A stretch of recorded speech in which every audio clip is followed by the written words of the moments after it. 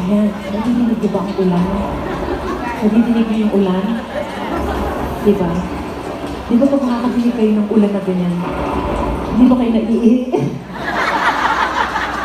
Hindi ba nakaihi pa ganyan?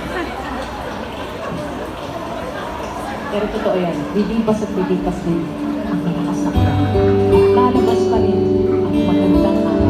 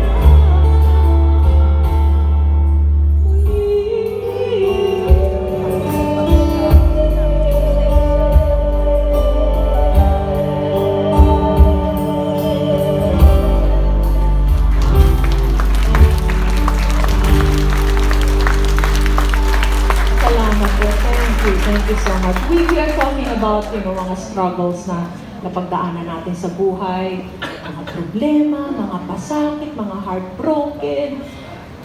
Alam niyo,